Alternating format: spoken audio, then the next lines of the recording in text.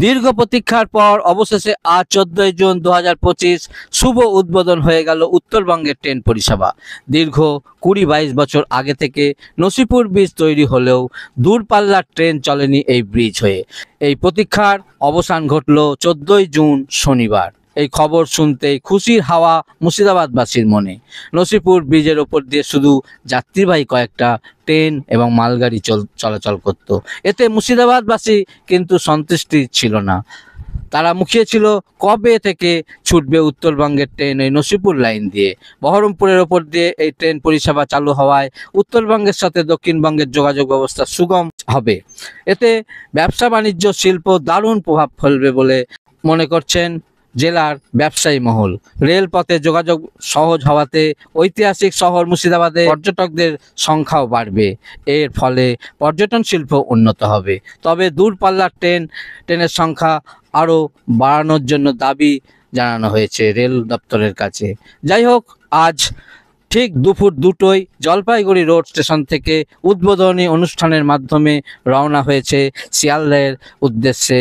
এখন দেখার বহরমপুর, কৃষ্ণনগর, রানাঘাট সমস্ত স্টেশনে কী রকমভাবে সম্বর্ধনা দেওয়া হয় এই ট্রেনটিকে। এই ট্রেন লেট না করলে বহরমপুর কোর্ট স্টেশনে এই হামসফর এক্সপ্রেস ট্রেনটি পৌঁছাবে রাত্রি 11:15।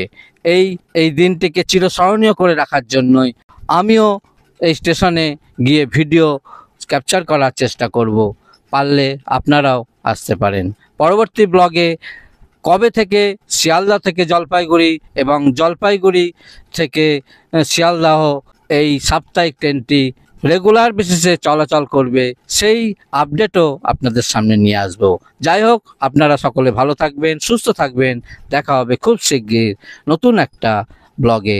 এই ট্রেনটি জলপাইগুড়ি রোড স্টেশন থেকে দুপুর 2টোয় রওনা দেওয়ার পর নসিপুর ব্রিজ ক্রস করে বহরমপুর কোর্ট স্টেশনে কখন আসবে সেই টাইমটা আপনাদের জানিয়ে দিই।